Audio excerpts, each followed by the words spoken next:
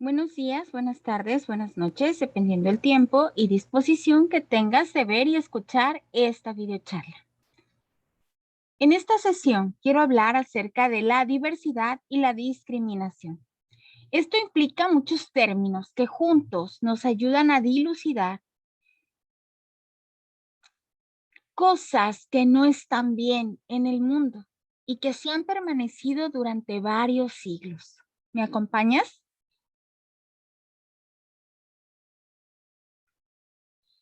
Diversidad.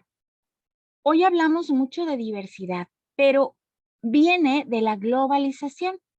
Este término que también tiene varias décadas utilizándose y se entiende por ese proceso de integración mundial, tanto en la esfera económica, social, cultural, tecnológica y política. Sin embargo, son relaciones complejas socioculturales y es necesario hacer algunas acotaciones o señalamientos.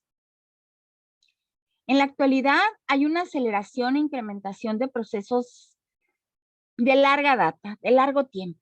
Desde el siglo XV, la explosión del capital se caracteriza por la búsqueda permanente de nuevos mercados y territorios. Se empieza a expandir.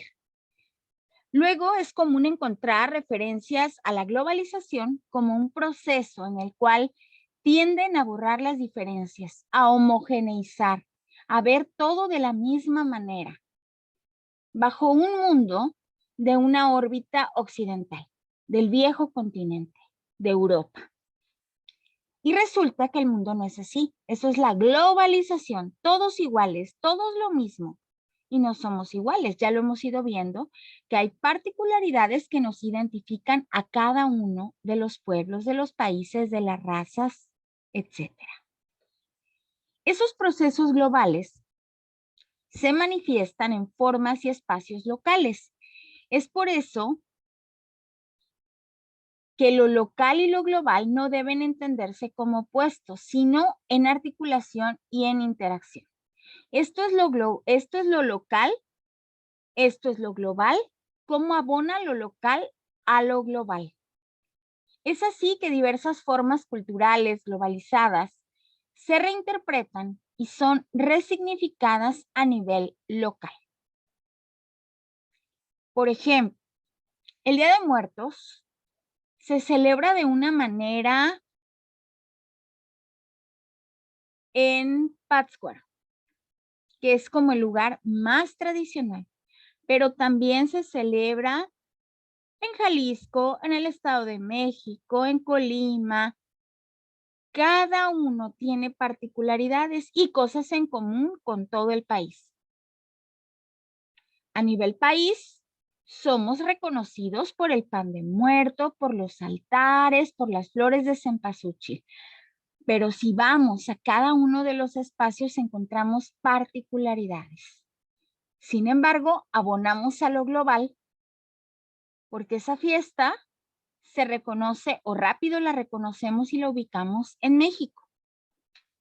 Eso es un ejemplo de cómo lo local abona a lo global. La identidad cultural. Ya definimos anteriormente que la identidad es todo aquello que nos caracteriza. Son esas particularidades que nos identifican. La noción de identidad cultural se entiende como esos comportamientos y representaciones comunes a un determinado grupo, en la que se enfatizan ciertos rasgos auténticos que no pueden ser modificados ni reinterpretados. Ahí están. Caracterizan y no los puedo cambiar a mi antojo ni los puedo reinterpretar como yo creo que son. El carácter social de la desigualdad implica romper con lo que creemos y la resistencia y la crítica a la desigualdad se basan en señalar que la desigualdad no es natural sino social. Hay unos que argumentan, todos nacimos desiguales y así es. O algunos que se expresan como son suertes, hay el rico y el pobre. Eso no es natural, es impuesto por la sociedad. La desigualdad tiene un significado negativo y no significa diversidad, ¿eh? Representa la idea de falta de equilibrio entre dos o más partes que toman lugar en un hecho, en una circunstancia. Aquí vemos el ejemplo de desigualdad. El que tiene mucho, el que nomás tiene una moneda. El que está más arriba de los otros porque tiene mayor capital.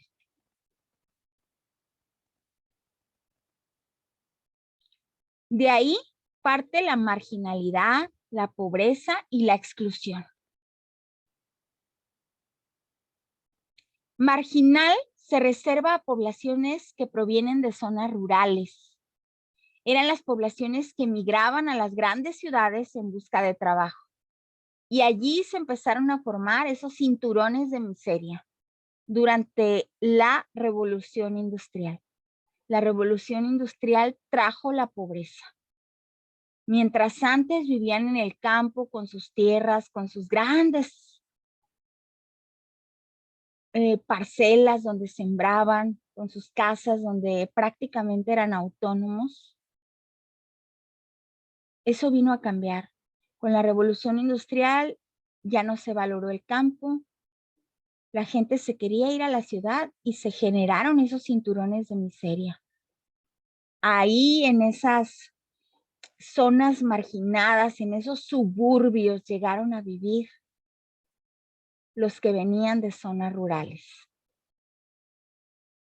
En este marco, Wacquant en 2007 propone el concepto de marginalidad avanzada y las características de esta marginalidad avanzada son la desvinculación entre las condiciones sociales de pobreza y el desarrollo macroeconómico. Hay una disminución de la miseria. No existe cambio alguno, aunque el mundo avanza en parámetros macroeconómicos, pero la gente cada vez es más pobre. Dubái. Si no conocemos Dubái, hemos visto imágenes. Ese Dubái donde está la tecnología, los grandes edificios. Sí, pero no hay disminución de la miseria, va en aumento.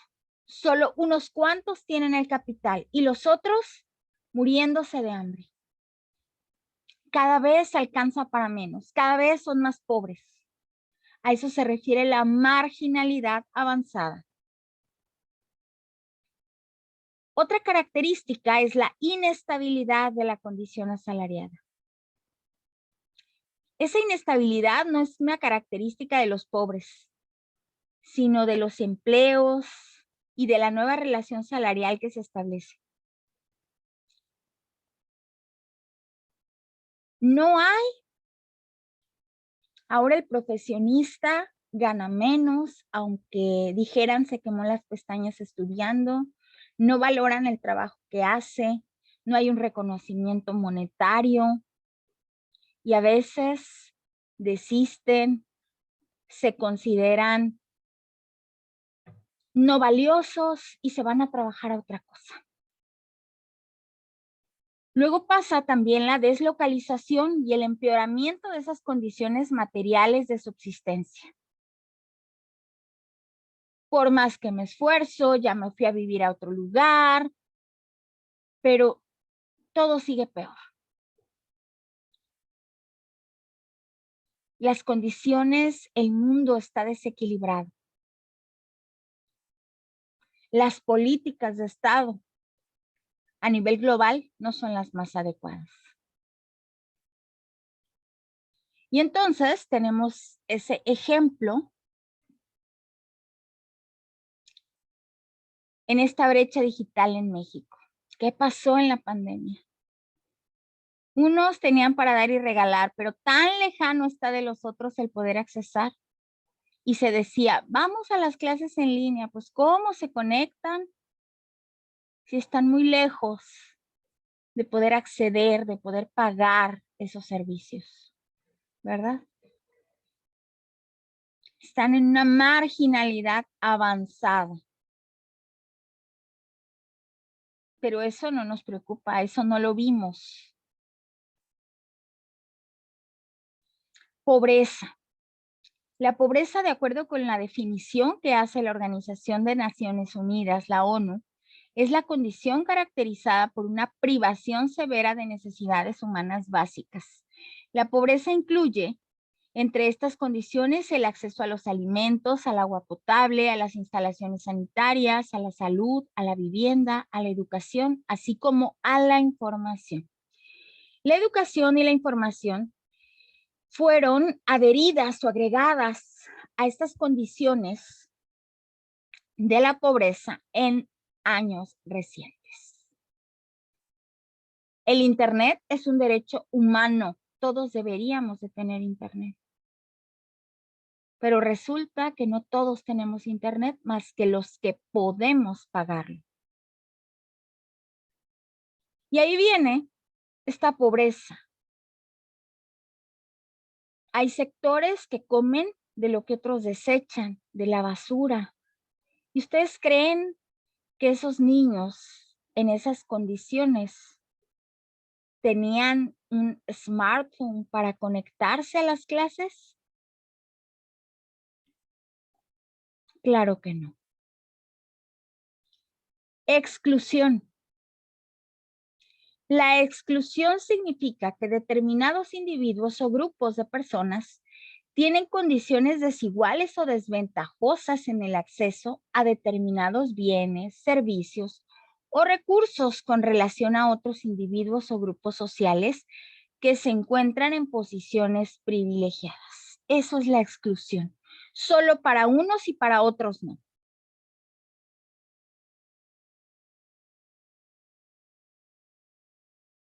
Solo para unos la buena comida, la buena ropa y para otros lo que puedas tener. Incluso algunos ni zapatos pueden tener.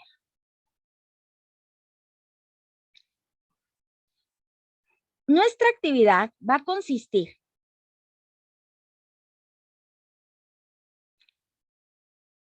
en los siguientes casos. Vamos a diferenciar los factores vistos en toda la sesión.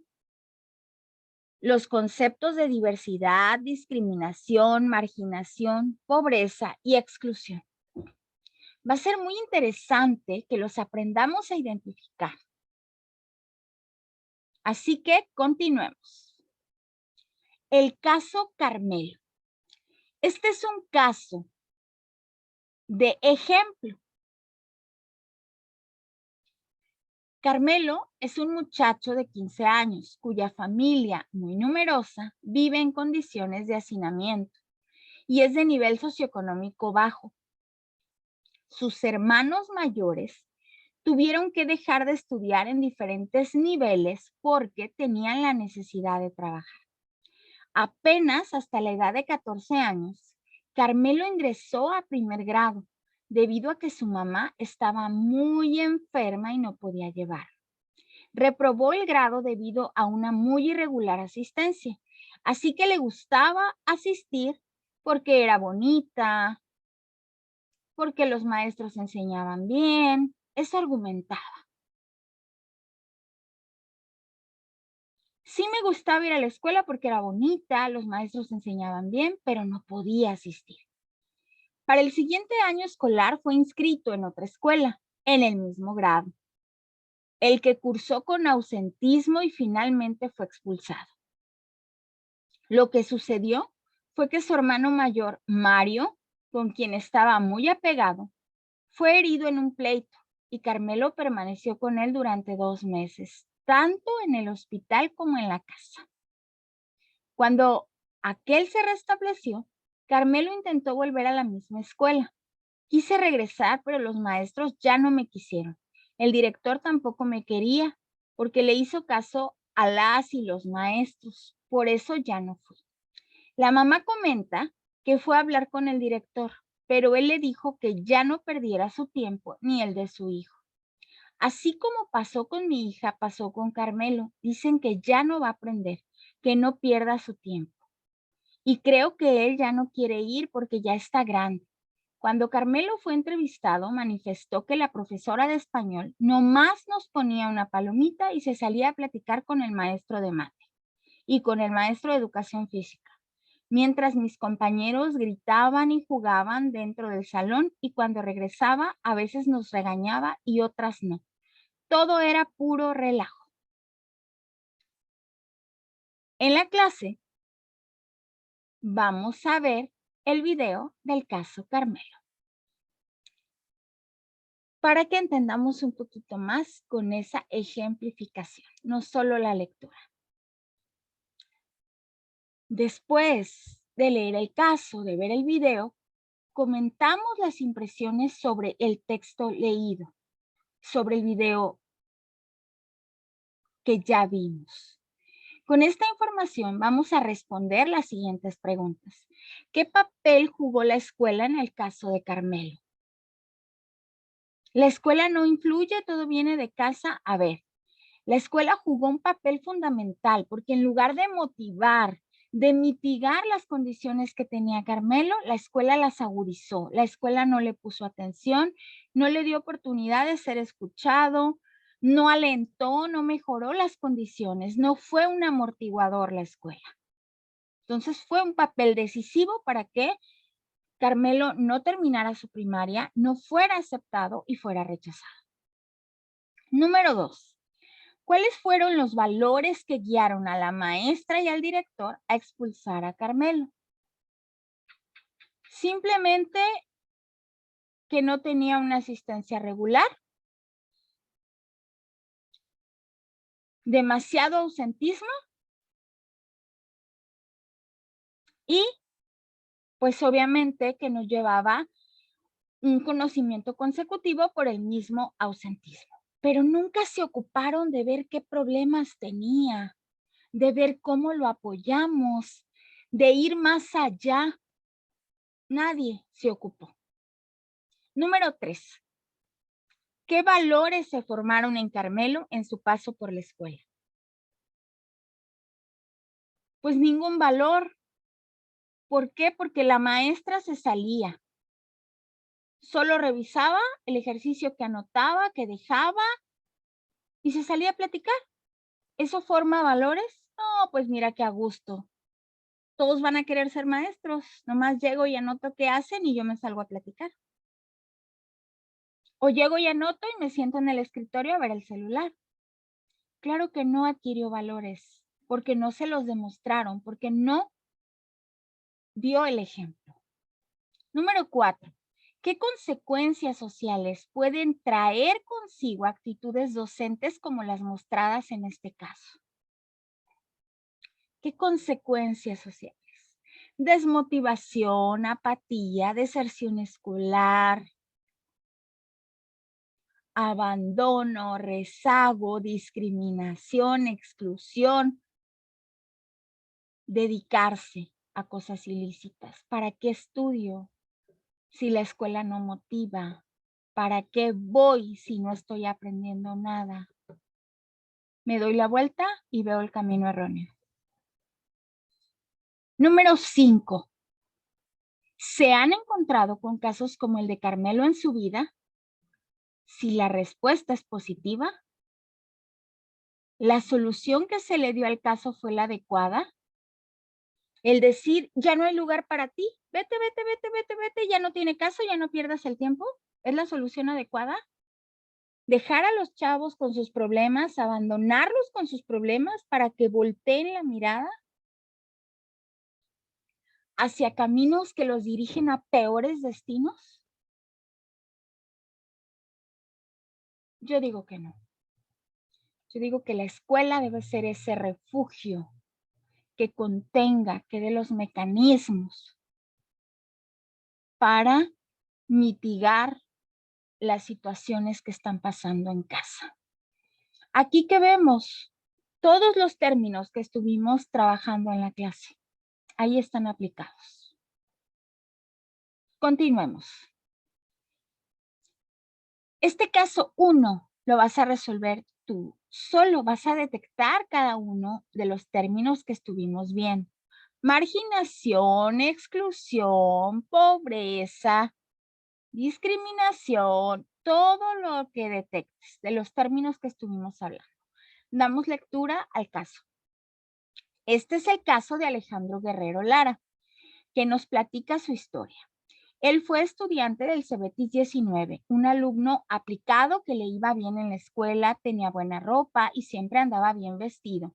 Hasta dice que no tenía ni la más mínima necesidad de trabajar porque todo lo que quería su mamá o su papá se lo compraban. Él tenía novia y llevaban una muy buena relación, tenían 1 año, 3 meses de novios, hasta que decidieron tener relaciones y su novia quedó embarazada. Él dice que su hijo no fue producto de un buen amor, sino que fue por una calentura. Su novia quedó embarazada y por lo tanto tuvo que dejar de estudiar para salir a buscar trabajo. Él cuenta que nunca fue aceptado en ningún trabajo porque no tenía experiencia alguna, ni mucho menos terminada la preparatoria y ninguna experiencia en algún trabajo. Menciona él que todo ese apoyo que tenía en los padres se acabó y que ellos mismos le dijeron, órale, mijito, a entrarle a la vida, dice. No tuve dónde meter a mi novia y tuvimos que vivir en mi casa, en un cuarto mío. Hasta el momento todo iba bien porque me iba a ayudar a los maestros de talleres de mecánica y con eso me podía sostener apenas para las comidas de mi pareja y yo. Yo no pagaba agua ni luz, mucho menos gas. Ya después mi niño nació y gracias a Dios me contrataron en una empresa de limpieza llamada SLC. Me desempeñaba en hacer aseo en salones y me iba un poquito mejor, aunque como quiera no alcanzaba porque mi novia me exigía mucho y yo todo lo que podía darle se lo daba. Yo sabía que ella no estaba bien conmigo hasta que tuvimos problemas y nos separamos, pero yo me quedé con mi tesoro más preciado, que es mi hijo, y con la ayuda de mi mamá, ahí la llevamos. Mi hijo está chiquito, apenas cumplirá 2 años. Intenté volver a estudiar, pero ahora en el CONALEP, y no la armé porque es muy difícil estudiar y trabajar y dedicarle tiempo a mi niño.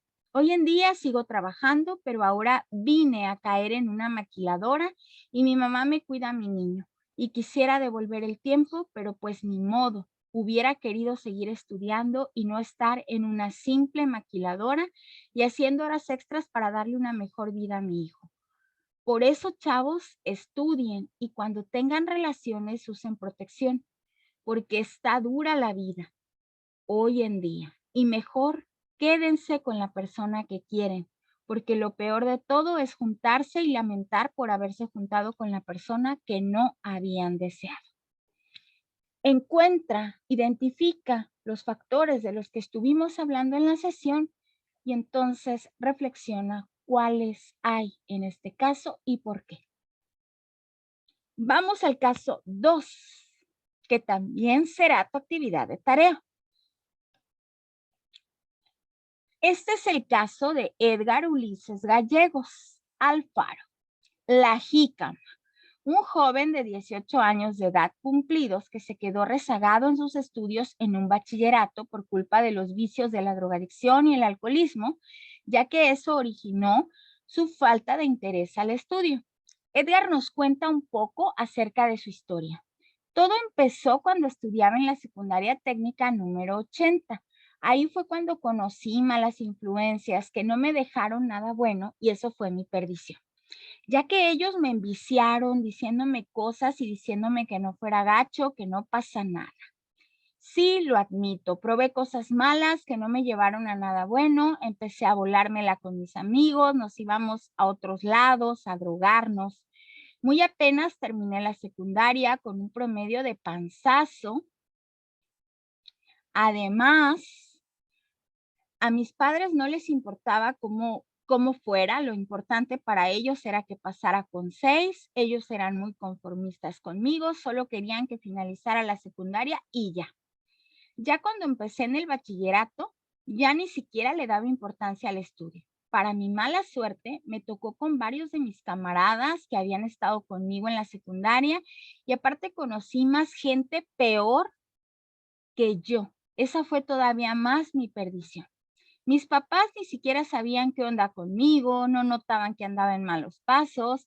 De primero me daba pena con la gente y después ya me daba igual lo que podían pensar de mí. Llegué al punto en el que me corrieron del bachillerato por querer intentarle pegar a un profe. No me gustaba que los profes me gritaran o me trataran como burla. Yo lo que le recomiendo a los jóvenes es que no se junten con las malas influencias porque no dejan nada bueno. Júntense mejor con los aplicados para que les dejen algo bueno. No desaprovechen el estudio y un profe siempre va a tener la razón. Nunca va a poder ganarle. Por eso, mejor les digo que no sean contestones. Igual en este caso vas a identificar los conceptos que estuvimos tratando en la sesión y me vas a decir el por qué están presentes ahí. Desigualdad, discriminación, exclusión, pobreza, la situación, el término que identifiques y por qué. ¿Preguntas? ¿Dudas? Recuerda, el que pregunta abre su mente, resuelve sus dudas y la cabeza es redonda porque las ideas cambian de dirección. Las preguntas, las dudas se resuelven en la sesión de clase o por WhatsApp, en el grupo de la asignatura o en privado.